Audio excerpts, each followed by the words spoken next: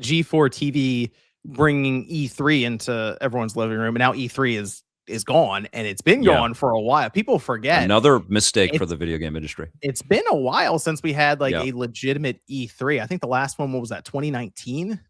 Yep.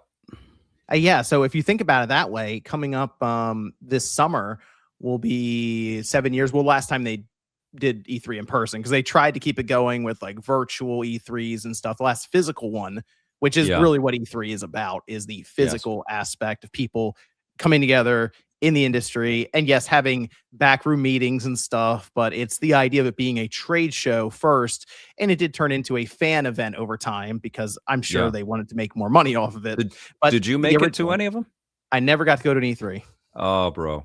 Yeah, I That know. sucks. And I was always, I always did the thing where I'm like, I'll go next year. It'll be around. It'll be here. And then it Yeah. went away. And I was like, well, I probably should have gone. Yeah. I grew to resent them because they were a ton of work. And Yeah. I was discovering that, at first, and when we had less money to make seasons, it was an incredibly important trip for us to go and collect interviews and get all of the stuff that we could filter in across a whole season of the show. But then as we started to get the budget to go daily, and we had teams in different cities, and we were having this kind of regular, daily kind of connection with different studios and all that stuff, I felt like E3 as a content base was a little bit less of an important visit for us that way. I felt like there was so much of the same interview happening because everybody had channels and everybody was getting that E3 interview. But what made EP special was that, no, we went to these studios, no matter where they were. And those were always preferred. But E3 did provide fantastic content. But what it really provided was that face-to-face check-in, Yep. and it was incredible, because I went to the 25 of them, right? I went to all Oh, wow. of them. And it was like going to school, but 5 times what you would think of for high school, And so literally grew up with 1,000 people that are my friends across the industry, and I would see them all the time, and they're all, I'm connected to them across social media and stuff like that. And so I see their lives, but I don't get to see them in, human form and face to face enough.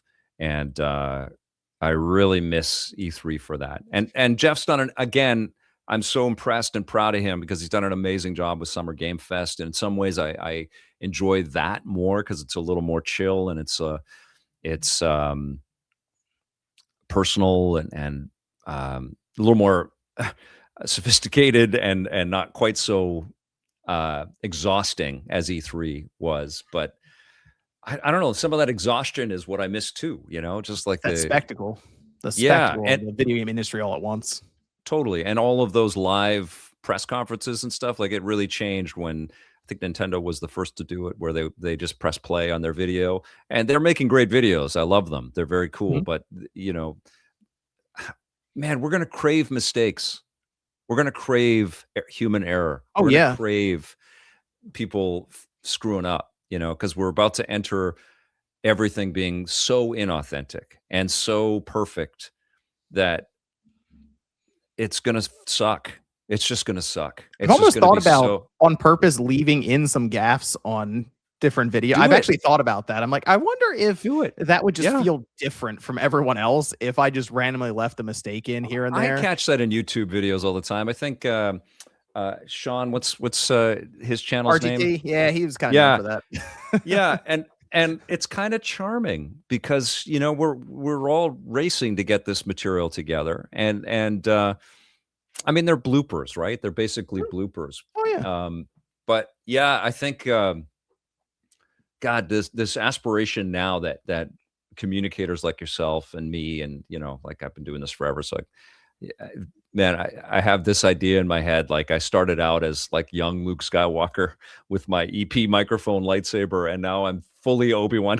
I've been doing this for so goddamn long, but I just feel like the same thing about creative people building art for us can be said for people that get up and build their channels and build their community and get out there and try to provide a voice and a connection for people. I have mad respect for that, and I love the fact that modern technology has made that so accessible for all of us. It's incredible. Yeah, it is just being able to record, share some opinions on something, even some news on something, and then have it in front of people an hour later. It's just it's incredible. I would have never guessed that way back when, like I said, 20 Yeah. some odd years ago, when we were dealing with dial up, and all of a sudden now, videos that are 4K can be just thrown online in a few minutes for people. It's wild stuff. It is, but that same technology, there's of course a lot of concern now, as you mentioned, inauthentic content Mhm. and things appearing online. It's getting harder and harder to tell what's even real on social media anymore. I know. So one of the things that people bring up is the idea that AI could replace people, commentators in the space. And I just the as you mentioned, the human touch, the human nature to the whole thing. Yeah. It to me, I actually think that's quite necessary in commentator space. Anything where there's real presentation and real kind of human thought or emotion behind it. Yeah. I don't know. It seems like a very far-fetched idea to me. I guess it could happen, but it's just not anytime soon in my mind. Yeah, well, I mean, one of the things that is definitely evident in the video game space is because we have moved away from personal access, whether they're events or E3s, or I mean, there's PAX and stuff, and I encourage everybody to take advantage of the cons that they have access to Mhm. and go. And it's not necessarily about the spend of it all, because a lot of the prices are jacked up, and maybe you don't want to spend 150 bucks for an autograph or whatever. But it's honestly just to be around people that are like-minded and to see that joy that everybody has. I remember my first times going to Comic-Con in San Diego, and I just felt like I came home. I felt like I was with my people. I felt like I felt so seen and so much a part of this group, and it was really lovely. It was really something very, very powerful. And I feel like our society is so engineered now to just let us click things and things come to us, and we never have to move. And that's why I endeavor to get out of my freaking basement and go and see a movie in a theater and talk about that experience and encourage people to go. I know less young people are thinking about that. Go to arcades, go to comic book stores, find some local video game stores and support physical purchasing. I Mhm. think honestly, a part of another, I mean, the failure of G4, huge mistake for video game industry, huge, just enormous. Just that having that go-to voice funded by a major conglomerate, like there's this huge battle right now in media between Disney, or between Discovery and Warner Brothers and Netflix and Paramount, and Comcast is in there. And when this deal goes through, Disney might be in sort of acquisition space by Apple or whatever, or Comcast. And Comcast is in there. And so it's one of these giant behemoth organizations, and they had a video game vertical that they were getting out there.